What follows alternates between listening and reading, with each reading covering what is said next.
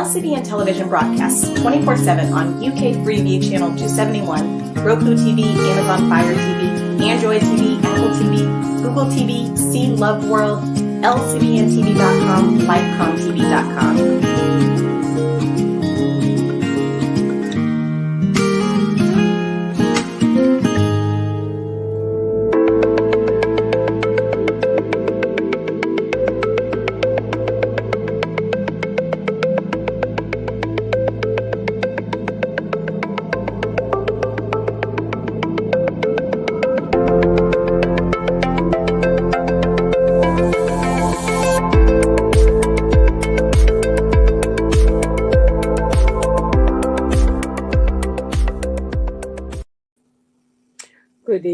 Good evening, and welcome to another episode of Conversations with Lydia.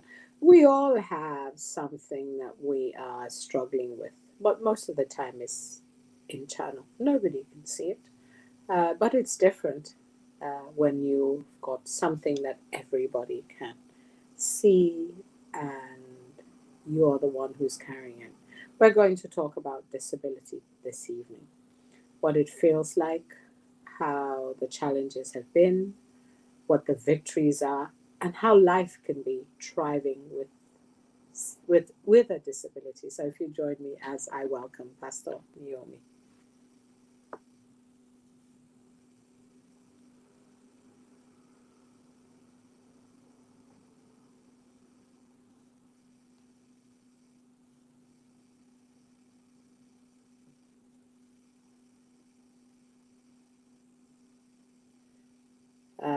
It seems like we have a bit of technical issues going on. I'll just carry on. Maybe you might have questions. Maybe you know somebody who is living with disability. And disability appears in different forms: physical, it might be blindness, it might be deafness, and it varies. Some people walk or have one arm, some people use a wheelchair to walk, others have a prosthetic arm. What does it feel like? How is life? How do people look at you? How are you treated? Are you treated differently? How does it impact you mentally? Please let us know. I'll try again and see if Pastor Naomi has managed to come back on. She was on, but her screen was blank. If you just give us a few minutes, I'll find out what's going on.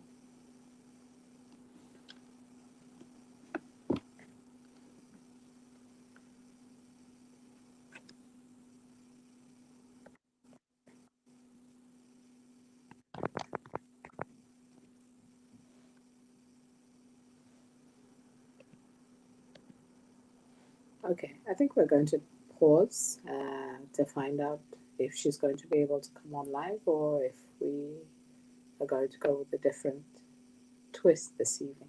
Thanks.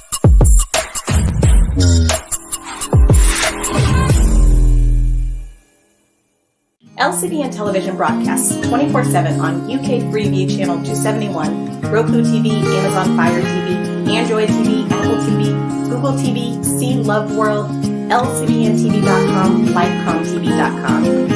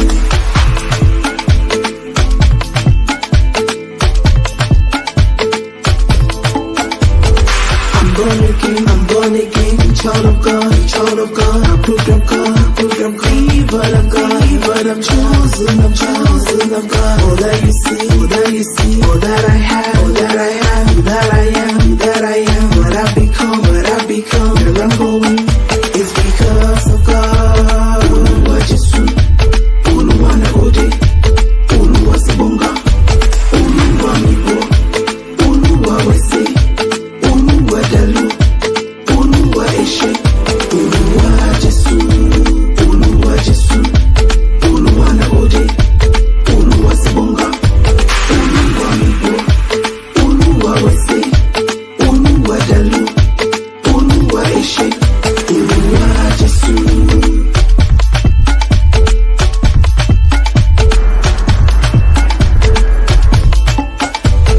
I'm eventually growing stronger, getting better, big and greater.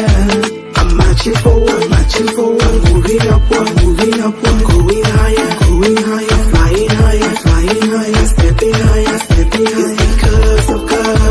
Oluwa Jesu, Oluwa Nagode, Oluwa Sibonga, Oluwa Mibo, Oluwa Wese, Oluwa Dalu, Oluwa Eshe, Oluwa Jesu, Oluwa Nagode, Oluwa Sibonga, Oluwa Mibo, Oluwa Wese, Oluwa Dalu, Oluwa Eshe, Oluwa Jesu.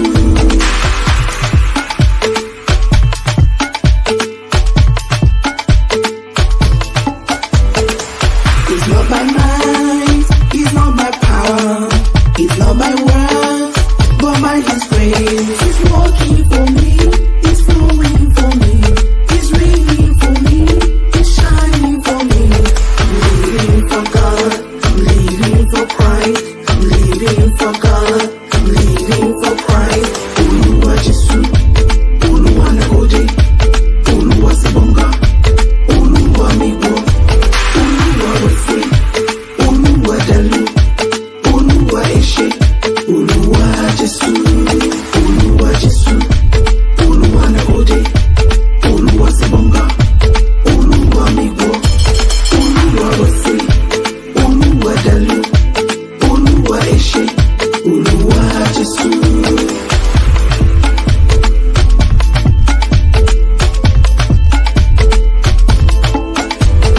I am ready, I am winning, I am dancing, I am singing. God is with me, Oluwa Jesu. I am ready, I am winning, I am dancing, I am singing. God is with me, Oluwa Jesu. I'm born again, a child of God, approved of God, favored of God, I'm chosen of God. All that you see, all that I have, all that I am, what I've become, where I'm going, is because of God. It's because of God. Oluwa Jesu, Oluwa Nagode, Oluwa Sibonga, Oluwa Mibo, Oluwa Wese, Oluwa Dalu, Oluwa Eshe, Oluwa Jesu, Oluwa Nagode, Oluwa Sibonga, Oluwa Mibo, Oluwa Wese, Oluwa Dalu, Oluwa Eshe, Oluwa Jesu.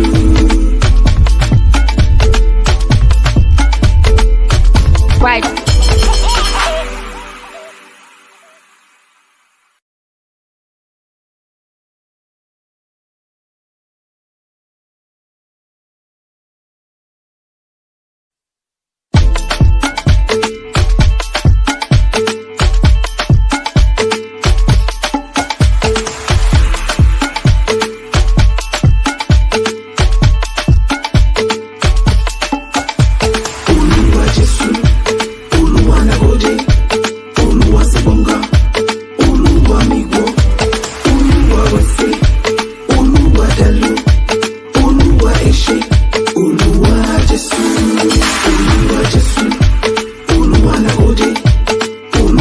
Bonga, Oluwa Mibo, Oluwa Wese, Oluwa Dalu, Oluwa Eshe, Oluwa Jesu.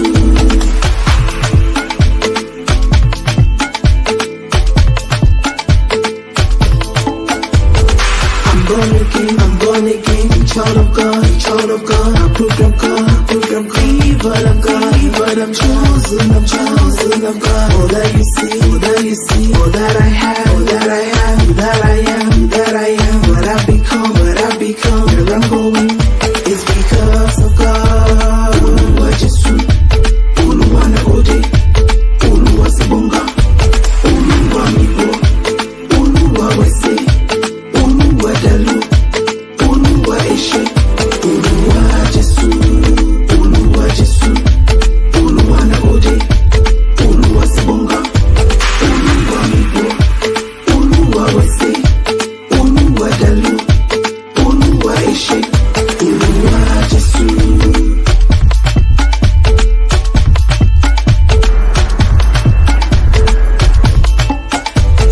I'm learning to growing stronger, getting better, big and greater. I'm marching forward, moving upward, going higher, flying higher, stepping higher. It's because of God. Oluwa Jesu, Oluwa Nagode, Oluwa Sibonga, Oluwa Mibo, Oluwa Wese, Oluwa Dalu, Oluwa Eshe, Oluwa Jesu, Oluwa Nagode, Oluwa Sibonga, Oluwa Mibo, Oluwa Wese, Oluwa Dalu, Oluwa Eshe, Oluwa Jesu.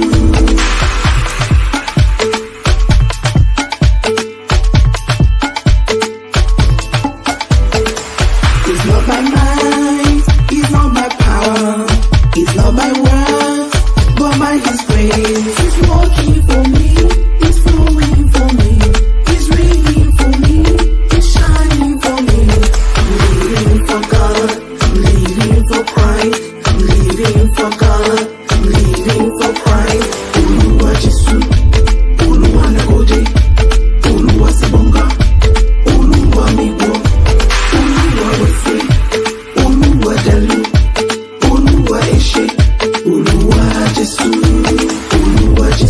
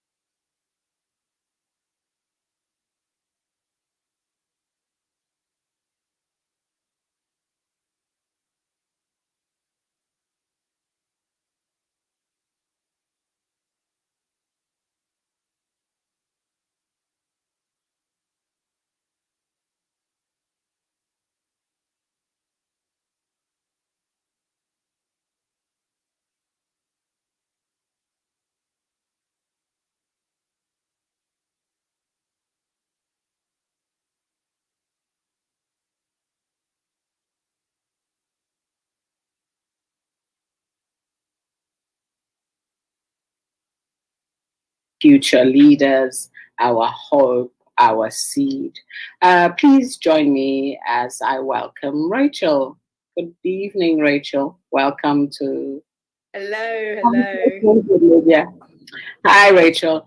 I've sort of done like a really long intro and giving everybody what it is that we're going to talk about today. But I just want you to talk a little bit about yourself, what you're doing now in terms of work, and your journey into choosing the path of counseling. Okay. Well, thank you for having me. Much delighted. So yes, I think it already started back in university for me. I studied psychology at the University of Roehampton, and I graduated in 2017. So since then, I've actually been fortunate to work with children with special needs, and I just adore them. So I've been working with them for pretty much 3 years now, and it has its challenging moments, but you know, the children are wonderful, and they just bring a smile to my face, really. So actually just a year ago, I applied to start my training in counselling course. So I've done my foundation year, and I'm going on to my first year in diploma. So that's pretty much where I am now. Okay. And go on.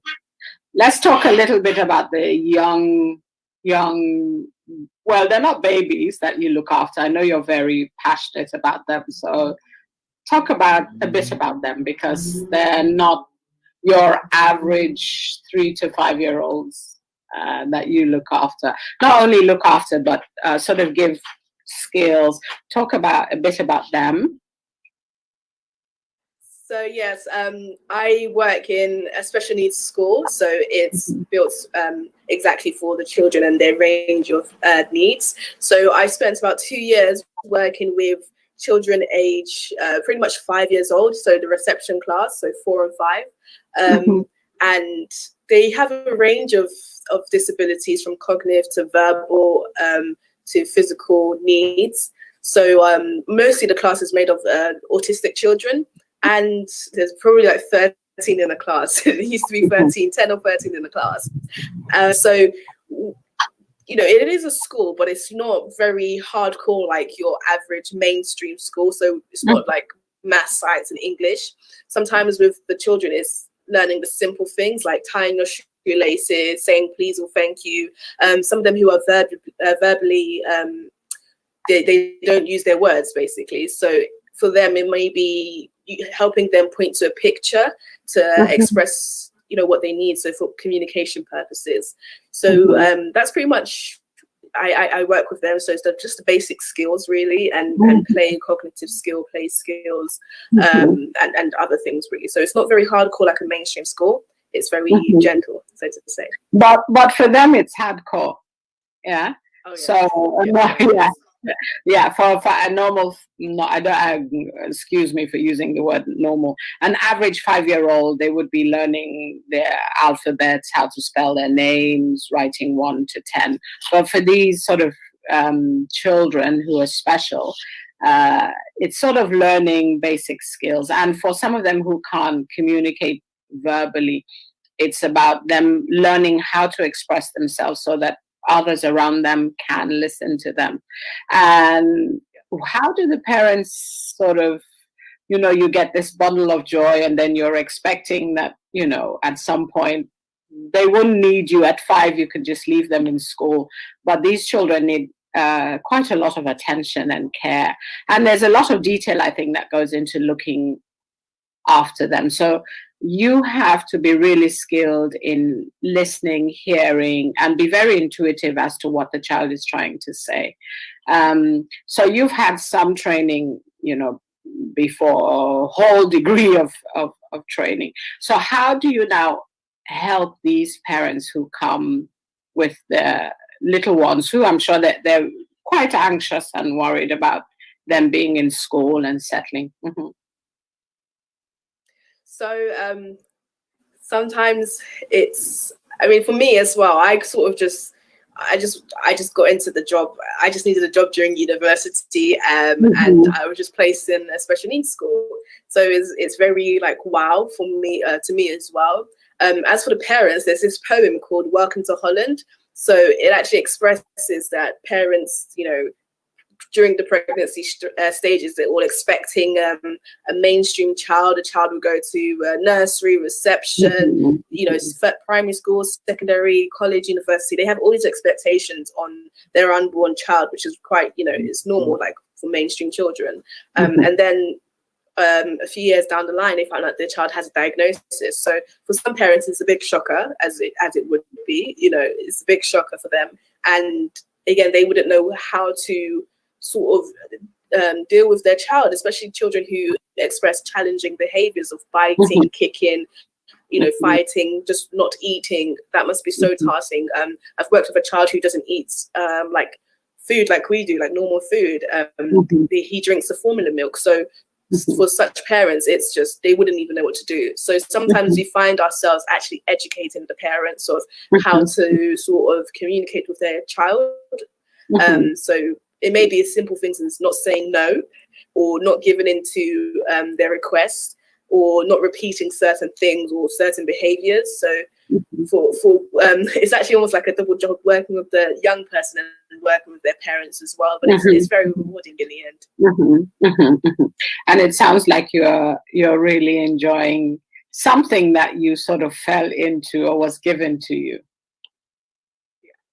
Yeah. I am. Okay. I am. I mean, I didn't think I would. I sort of saw it as, I'm at university, I need some money, let me just do this real quickly. But I've almost made it intentional that I apply for jobs working with special needs children. They're just fun, really. Yeah. So I think that's how sometimes God sort of navigates our journey in life. We have a need and we think we're just going to do this thing temporarily. And then it opens up a bigger door for us. And then we begin to think, actually, there must be something in this that God wanted me to see and do. Okay, so if we go back to you now deciding to become a counselor, do you want to talk a bit about that? So for me, I think it really started in college when I was writing my personal statement to university. I was writing it in terms of me applying to study law. So I actually made my choices to study law at different universities. And in writing my personal statement, it was very cliche. My dad was a counselor. My dad was a lawyer. His dad was a lawyer. Law runs in the family. It's very cliche. And I couldn't put my heart into it because I thought, I don't want to be a lawyer. I mean, they look great on TV. I've watched all the programs. They look absolutely amazing, but it's just not what I really want to do. I want to be able to sit with somebody and talk with them and have them, just pour out their heart and just see how I can fit in just to support them. So in writing my personal statement, I actually went to my tutor. I said, "Yes, I can't do this. I don't want to study law." And I cried, and she said to me, apply to do psychology, because I thought I wanted to be a counselor. So she said, apply to do psychology so that you will learn the very basics, the very foundation of counseling. And then as you go on through your university years, you would be able to decide which type of counseling you want to go into. So I changed my choices last minute, and I wrote my personal statement, and at that point I knew it was meant to be, because I could actually write my personal statement. I got into University of Roehampton and I studied psychology. So after graduating, again, I started working with special needs children, and I knew I wanted to be a counsellor, but I wasn't making much moves to actually doing anything about it until about a year ago when I applied. And that's when I applied to a counselling course, an evening course. And so I'm actually on the, I'm training to be a psychodynamic counsellor, which is, yes, that's where I want to be. Okay, so you chose a different path to what was expected of you, what would have fitted into the family sort of generation, what everybody else had done prior.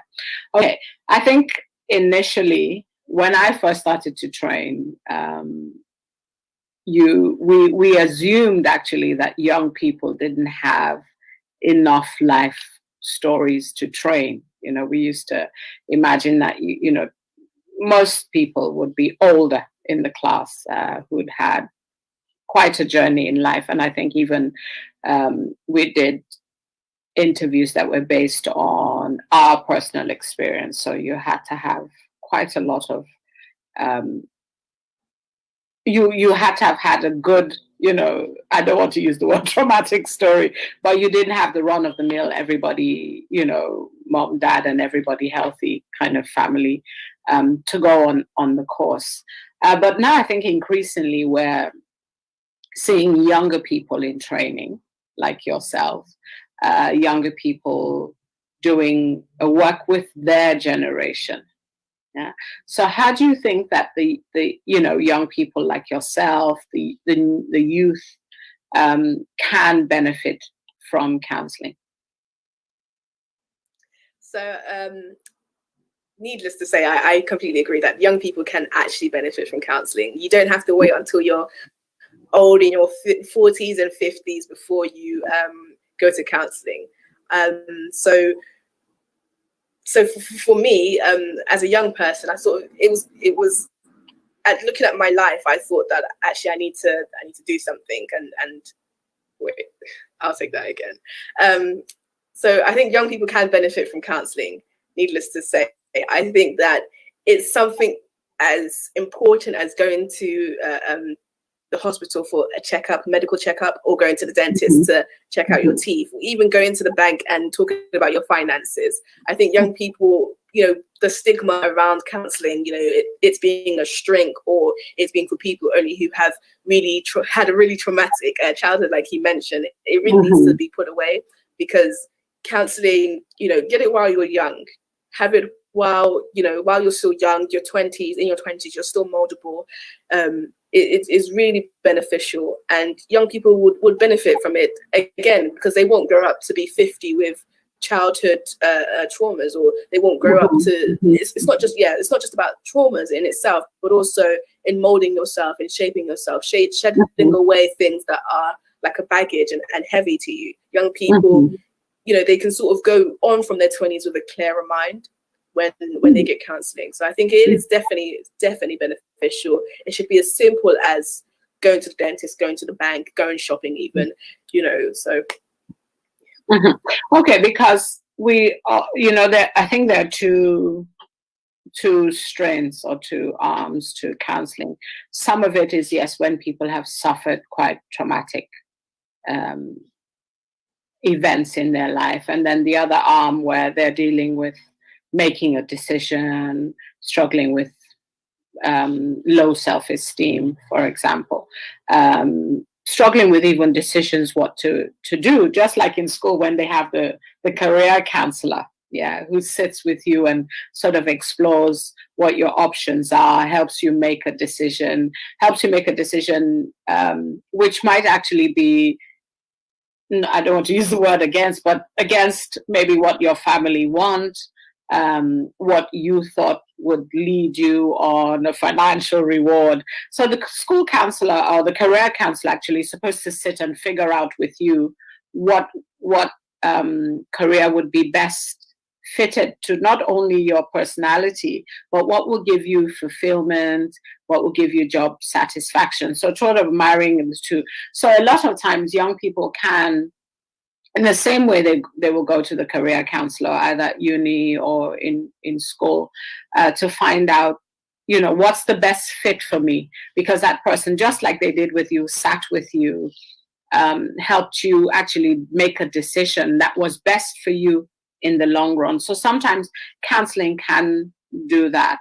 But also, I think I want to look at this thing you mentioned where you said that, you know, we can have childhood trauma, yeah, and the sooner we resolve it, it makes us better adults.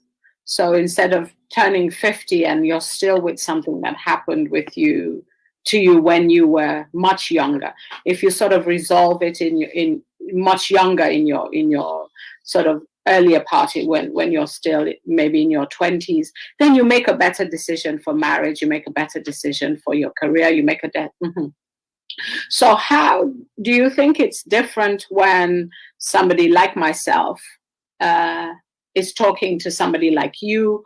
Or actually, is it better when somebody like you is talking to somebody in your age group? That's what I meant, in your age group. So do you think youths or younger people can actually reach their generation better than somebody like me? That's a very interesting question. I think it's just down to the personal preference of the person, of the client, really, because I could sit with somebody like you and I will gain. I feel like, you know, speaking to an older, mature counselor, you have at the back of your mind that they've been through a lot in life and they've spoken to many clients, so they know what they're doing. So for me, it works fine. Whereas for another younger person, it may not work so fine. Maybe they would prefer a counsellor of my age or closer to their age, because they feel like they could perhaps relate better. You know, the link be too out of the blue for them. So for some, it probably really does depend. And again, not that my childhood it makes up for years of experience, but it may help in some way, or to some it may not help. So I think it's down to the individual, really. It's down to the individual,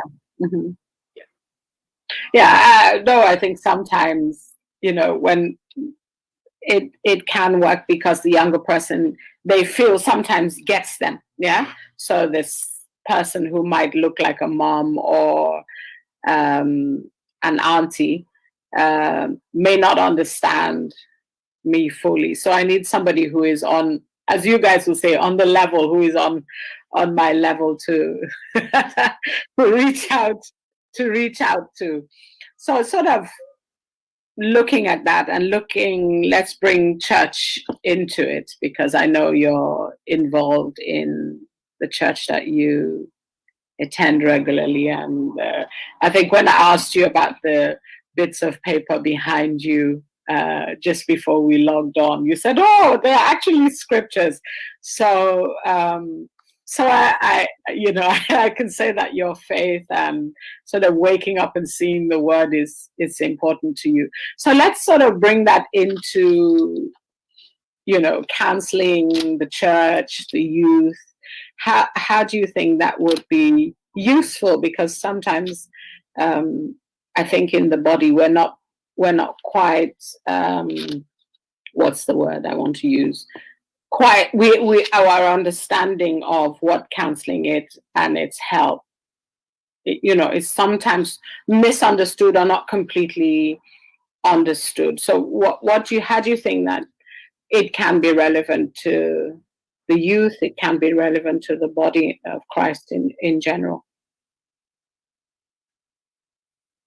So I think it would be very relevant and very useful in the church to the body of Christ if counseling could be understood, definitely. If it could be understood in a way that's very, you know, people can understand it and accept it, so to say. Again, it goes back onto the negative stigma of it being going to see the shrink, or you have had a traumatic childhood to go and speak to somebody, or even sort of like sharing family secrets. If that sort of negative stigma can be removed, then we can look at counseling in a positive way, and actually how it can help the church, how it can help the church grow. Because I'll actually say that it's no secret that people of Afro-Caribbean background don't actually go to counseling for any personal reason, whether it's a financial thing or the stigma. So there's a lot of, you know, people could be very damaged and just not know what to do.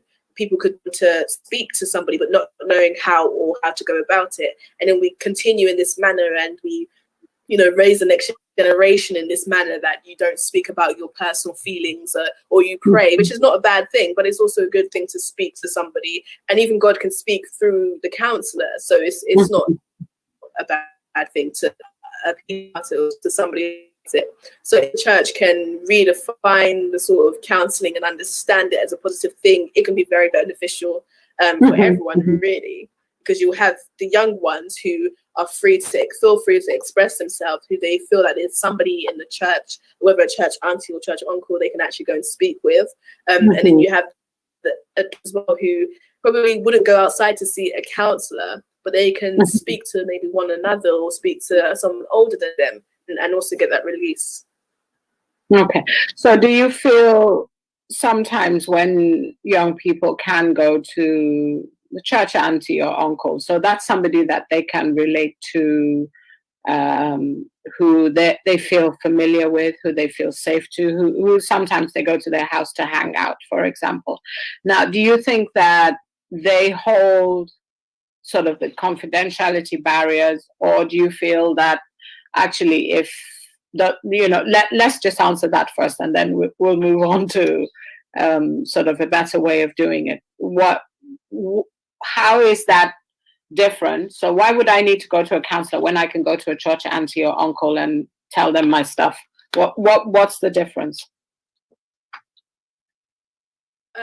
So a church, the difference is a church auntie and uncle, they don't have the training, probably even the foundational training that, the such that I've been through just this past year, of things that are very basic, so to say, like confidentiality, transference, what does that mean? Counter transference and transference, how to listening skills, how to listen, how to ask open questions. So church aunties and uncles, they don't have that sort of training. So when it's some young people, and I know I felt like this, when you go and speak to a church auntie or uncle, you're very careful about what you say, because you're aware that, or you have in the back of your mind that they may go and tell your parents, they may discuss it amongst their friends, or they may look at you a certain way from then on, and it's very damaging, especially because of our faith. There's certain things that are not acceptable. So you can't. How do you go and speak to a church auntie and uncle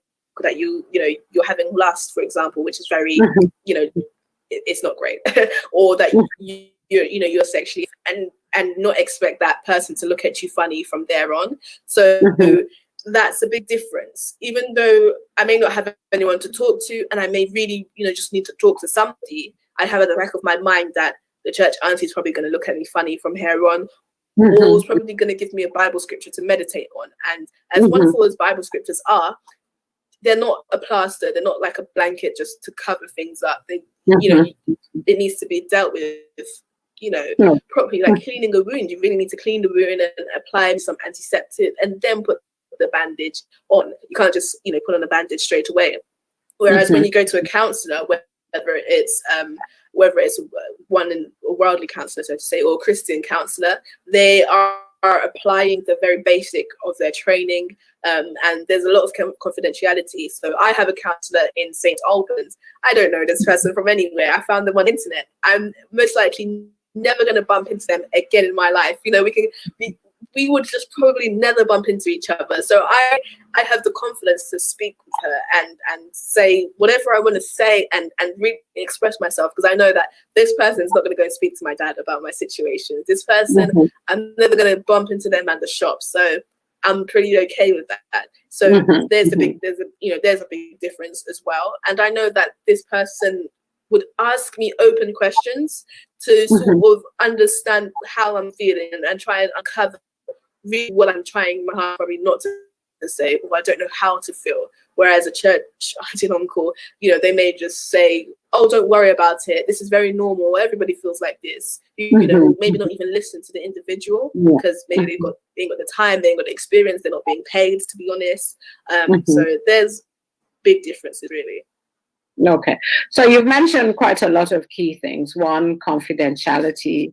2, training. 3, not really, that person may not actually hear you. Yeah. I think this is those, you said so many things, but those ones stuck out with me. I think people underestimate what it means for you to sit with somebody for, if half an hour, 40 minutes, 50 minutes, an hour, and they are just focused on hearing you, what it is that you have to say, what you're feeling, what you might be confused about, what you might be feeling, down about. But let's sort of go back to this word you use where you say worldly counselor, because that's a church word, where we assume everybody else, who isn't a Christian lives in the world. We know that, but I think what is prevalent in the body is they have this thing that if I go to a counselor who is not a believer, they have some kind of ability to convince me to do something that I wouldn't normally do. And when people say, oh, when they talk to me, they would say, oh, do you practice as a Christian counselor? And I say, there's nothing like a Christian counselor. I'm just a counselor who happens to be a Christian. And I always ask them, so when you go to your GP, do you ask your GP whether he's a Christian or not a Christian? Does that mean you accept his service if he says he's not a Christian? So when we look at some of the myths around counseling, going into counseling, and then we put limitations, I think it's because we're afraid, that actually I might say something that will shock me, even though I'm a Christian, because the mind is actually really a powerful place. I'm not saying that going to a Christian counselor doesn't have benefits. Yeah, it does, because you have a general ethos you're working from. But what you're saying is that a counselor is not going to let you hide, which is what Christians do. We sort of say things like, it is well, God is in control, when things actually are too big for us to manage. You're laughing as I say that. Yeah. But yes, I believe that God is always in control when I'm feeling good and when I'm not feeling good. But it's about this. You said something also about the fact that it's like we are not allowed to feel. They give us this scripture that takes off all the emotions. And going to counseling allows you to express the emotions. Some of them are real, some of them are not real, but it gives you the space. So you found your counselor useful, and that useful. So are you suggesting that it would be good to have some training in church, at least for people who are listening to others? Yeah? Yes, actually, I feel like probably the most basic training on how to listen. So we called it active listening, not just nodding or saying, yeah, sure, I understand, or it is well, but active listening. Again, confidentiality. So regardless of what it is the client says, you need to keep that confidential from their parents, especially if it's a young person, from others. It's not small talk that you make with your friends. Oh, did you hear what so and so said? Or confidentiality is so important, again, because you need to be able to know that you can trust this person that you're speaking with, and they're not going to tell you your deepest, darkest secrets. Also, time management, again. Managing somebody's times and expectations. You don't want to, if you say we're going to meet at 2:00, you cannot walk in at 2:45 and expect to be giving the client your all, because anxieties and everything. So the most basic training, how not to be judgmental. You may not think just by nodding and smiling you think you're doing a good job, but all of that it plays in. So I think the most basic training will actually will help in the church. There's so much that comes with that as well. From my point of view, you don't want to force people to do it. You don't want to force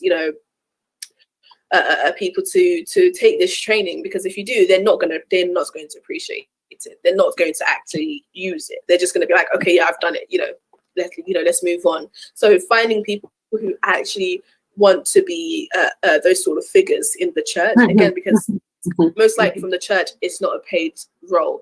So you're asking somebody to spend 50 minutes on a Sunday, and everyone knows service is like 3 hours. So you have to add another 50 minutes to those 3 hours. So you want people who are willing and happy to help, not just people who are popular in the church.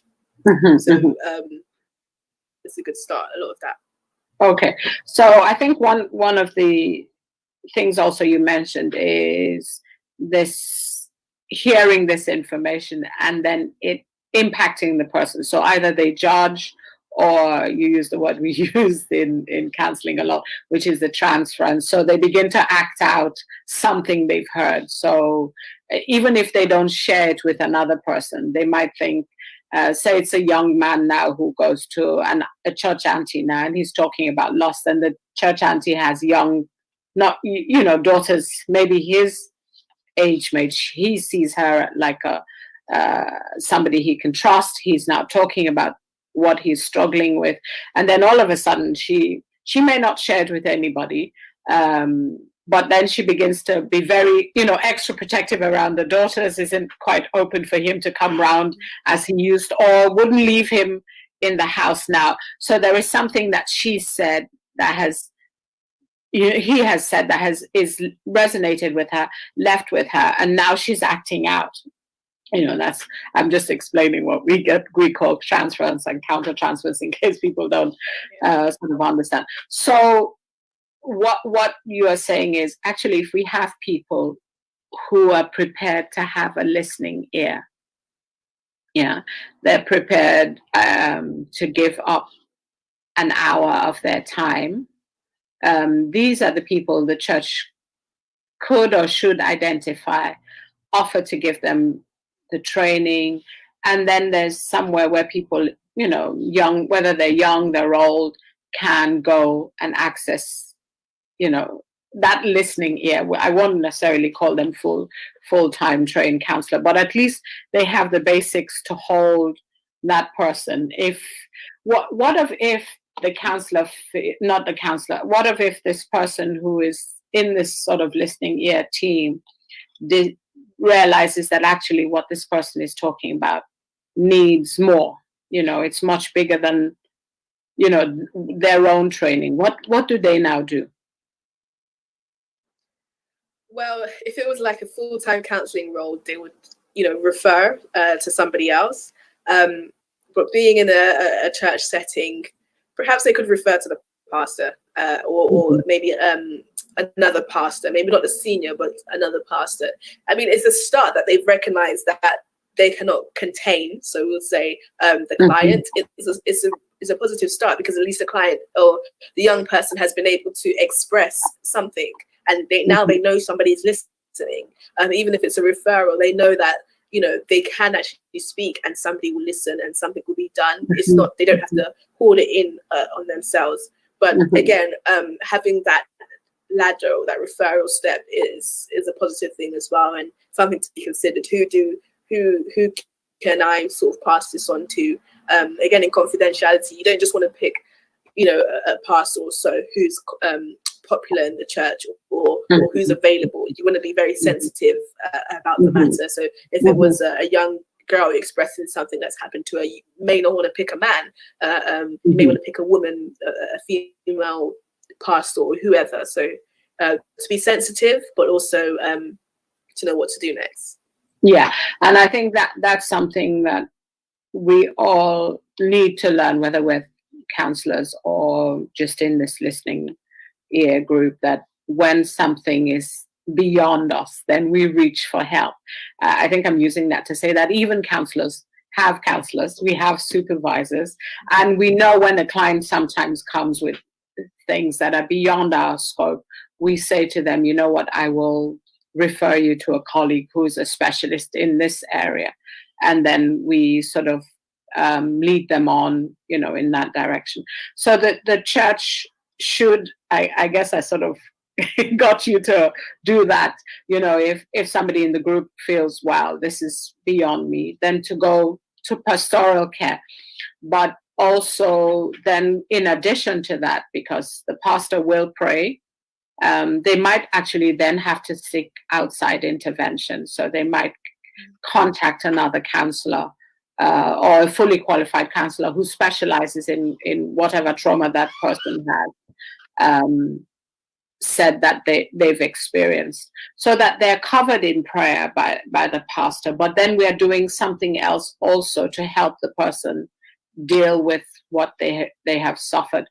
So I think what we are sharing now is that actually there must be a space where people can feel safe, especially young people, because we're talking about young people today, but it can be anybody in the church, obviously, where they can feel safe to talk about something that they're struggling with now, growing up, trying to make a decision, or actually to share about something quite big that has happened to them in the past. Mm-hmm. So how do you think you can fit in that? You are a young, up and coming counselor. Do you feel that it's now, how you are going to help impact your generation? And is it something now when you say to other young people, this is what I'm training, to be? What are their reactions? So we'll talk about how you will help. So answer what young people say. Is it something that they're interested in? How do they react to you saying that? Okay, so I do have a few young people who I've mentioned I'm training to be a counsellor, and they go, "Oh, so can you counsel me?" I'm like, "Yeah, in a few years." Are you sure? So at least they're open to it. They understand that potentially Rachel's going to be somebody I could go and speak to. Obviously pro bono. So at least they understand that. And they take that quite positively. I was with a friend and we went out to lunch, and she said, "Oh, can you counsel me?" And I was like, yeah, maybe in a few years, but she's open to that. She's open to the idea of going to counselling, which is a wonderful start. So the people I know, they take it positively, or they may ask, "So what do you do?" Which is, again, is a positive start. How I can impact my generation specifically within the church. I will get my qualifications. I will go through my training, because I know that, or I have in the back of my mind that this is going to be useful to somebody, even if it's one person in the church. This is going to be useful to somebody, and then adults will know that actually I'm qualified and I am sort of a well-known person within the church, somebody they can trust. Their child going to speak to and sitting with for about 50 minutes. So that's how I'm helping. I'm giving back in my mind, that I'm going to go through my counselling so that I can be there for a young person, and a young person can come and speak with me. So yeah, so they take it positively. My peers take it positively, and I'm preparing myself to hopefully support young people. Okay, because actually that's a fantastic reaction, because I think my generation is still resistant to the idea. Sometimes people ask me, "Oh, you mean people come and pay you to talk about their problems?" And I'm like, "Yes. So what do you tell them?" Which is interesting, because I think also that comes from a lot of the fact that, one, we are raised in a community. We have this adage that says it takes a village to raise a child. So usually, I think in sort of we have splits on this word BAME. Some people like using it, some people don't like using it.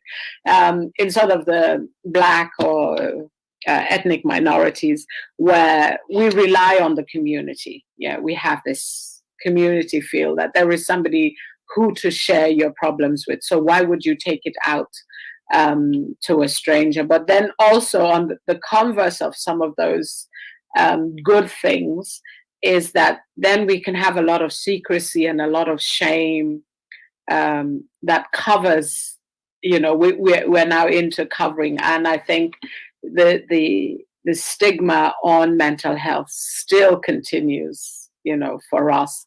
And, even with people who are pastors, they would say, "Oh, prayer solves, why can't they just pray?" And I'm like, yes, prayer works, but sometimes we need to talk as well. So I'm glad to hear that the younger generation are more open. So maybe by the time you get to my age, then it will be part of what people do, part of their general checkup. And sometimes we need counseling in moments of time, when we're bereaved, when we're stressed, and then we carry on life. Yeah, so it's good to know that your generation and people are looking up and looking into counseling and are quite interested. So you feel, I think that's important. What you're saying is that if we have people who are trained, even in, I will use the word community, in our local churches, then parents can feel safe to trust you with their children. Mm-hmm. So when you have a parent come up to you and say, oh, can you speak to my child? You might not need the 50 minutes. You might just sort of do 15, half an hour conversation.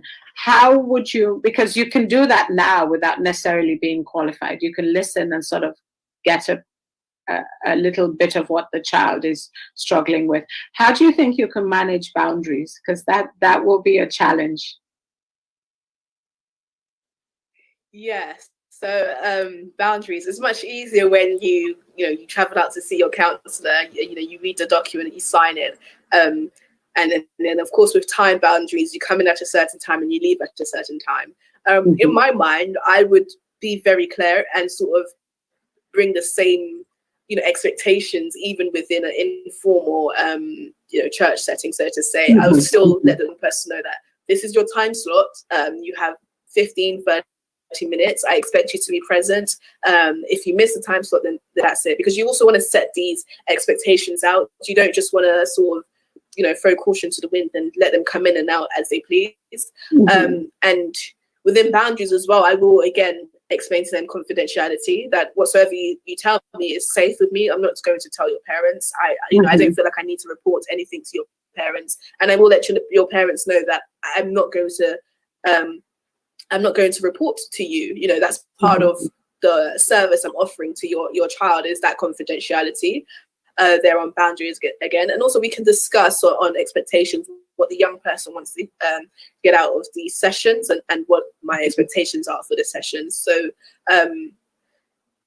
boundaries in that sense, but also I guess because you would be going to church with this young person, how do you maintain that as well?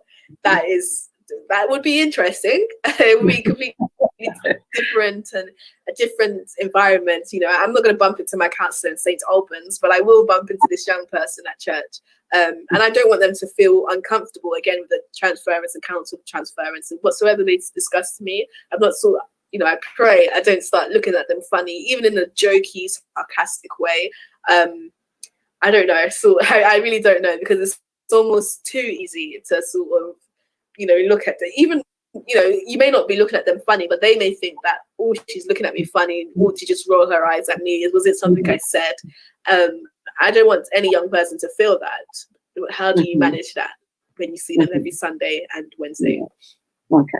Yeah, I think especially for those of us who are in church and perform dual roles, where you're sort of hearing quite a lot about people and you're seeing them. So even in cases where I've spoken to young people, the parents are always curious, and then they ring me later and they want to know what it is that, their child has, said to me that they couldn't say to them. They're feeling maybe they're less of a parent now. So I think I'm bringing this up because it's quite a delicate balance for us to manage those boundaries where you're still in contact in our real world of counseling. I may never see my clients. We have quite deep, intimate conversations. They tell me things they never tell anybody else, and then they disappear into their world, and I into mine. But for us, we're coming in contact with, families, with individuals who are sharing quite a lot of themselves with us. So I guess in some way that's what the pastor also has to manage. People sharing things going on for them with him or her, and then him still carrying on, in sort of a place of being neutral, objective, but at the same time still caring, for them. Okay, so what would you like to live with us? Because I know we're coming to time. What would be your what would I like to leave? I think as a reach out to the young people, counseling is completely normal and it's completely fine. You don't need to feel like, your life is so hard, that's why you need a counselor, or you don't need to feel uncomfortable, so to say. You can go to your GP and tell them the strangest things and they will listen and they will know how to deal with it. You go to your dentist and you open up your mouth. It's, I want you to know that it's completely normal and it's a completely comfortable thing to express your mind, and it's healthy as well. It really helps in the long run. If you can get counseling while you're young, while you're in your teenage years, in your 20s. Don't wait till you're 40, 50, 60 to be dealing with things that happened, in your early childhood. Try and, if you can, get counseling while you're young. It's going to help you in the long run before you enter into serious relationships like marriage, or you become a parent, for example. Try and get counseling while you're young. And also, if you can, speak to people who are trustworthy within the church. You don't need to speak to every church auntie, any church uncle. Speak to somebody who exhibits the most basic skills of counseling, the confidentiality and boundaries. Speak to somebody who, tell them your expectations, and of course they will be non-judgmental as they can be. So speak to somebody. Don't keep silent. I know that counseling can be expensive, to be honest with you. I'm paying £40 a week, so I'm very aware that some people can just not afford it, and that's okay. If you have people you can speak to, then that's absolutely fine. Speak to them, and that's at least one hurdle that you're able to come over. But find someone you can do. Don't feel like you need to be in yourself and trying to manage your own problems by yourself. And yes, nobody's shunning prayer. Prayer is very important. Obviously, praying to God and relating with the Holy Spirit is very, very important. But also, God puts such people in our lives to help us. So God puts basically people who represent Him to help us. So yes, I think that's as much as I can say, really. Okay. All right. Thank you for that. And when or where can we find you? Do you do blogs? Are you on YouTube? No, actually, I don't do vlogs. I'm not on YouTube. I'm a very quiet person, just trying to get through my education alive. I don't know, actually. Why would I do a vlog? Nah, I don't know. Gosh, where can you find me? I don't know. Facebook, I guess. Rachel Fakwahunda. That's pretty much me.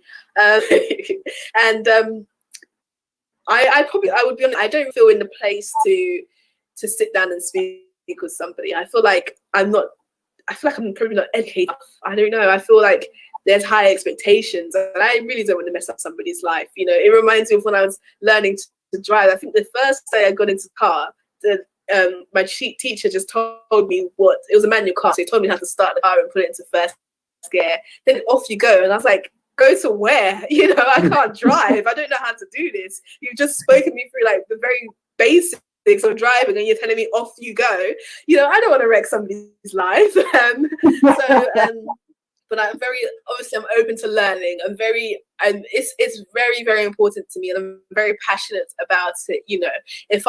If somebody spoke to me about a young child who's autistic, I would know what to do. I haven't been trained as a teacher, but my passion and my love for the young children with special needs, it will, jumpstart me into the role.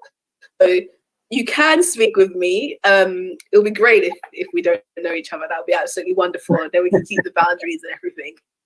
That'll be perfect. We can maybe FaceTime or Zoom. I don't know. So you can feel free to speak with me, and I'll give you the best of my education so far. I'll give you the best of me. So yes, please know that there are people you can speak with. There are people who will help you. So yeah. Okay, so I put you on the spot there, didn't I?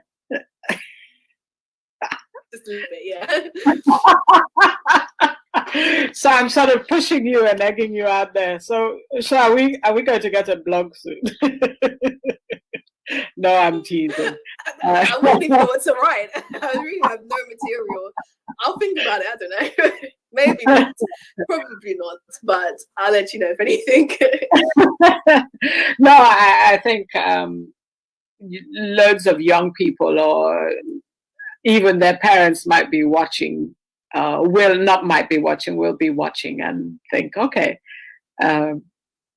my child could do with that or learn something from that, because I feel you have a lot to give and a lot to give your generation. Even if I think we did a show before where you were talking really passionately about the young people.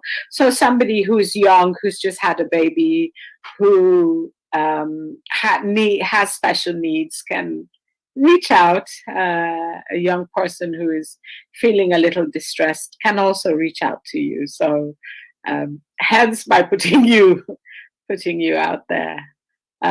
So if they contact me, I'll be very willing to help willing to help as best as I can. You know, I have 3 years experience with these with young children with special needs. So even if it's so much as verbal communication or helping them communicate, express themselves, or taking them out, and to make their life that much easier and help them make sense of their life is just the least I can do, really. So yes.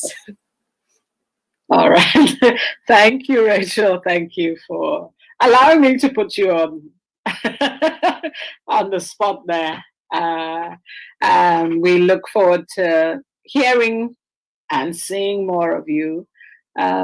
Maybe we'll do one with the little children, and you can show us what to do, even when we come in contact with little ones who have special needs. So they don't have to be our children. We can offer to babysit them. So we need to know what to do. But thank you. I'm looking forward to the work that you're going to do with your generation. When you like to tell us you're not qualified, but I know you're on your way there. So we look forward to that. And I wish you the very best. Thank you for coming. Thank you very much. Thank you for watching. It's good to see our youth actually taking their place in sort of the mental health role, mental health future, and how it can make a difference, whether they've had something traumatic happen to them in the past or whether they're just stuck and wondering what to do next, what decision to make. Rachel is quite interesting because she's brought a different dimension of working with children with special needs. So I hope you've learned a few things today about the youth, about how we can help them, about children who have special needs. I look forward to seeing you again. Thank you for watching.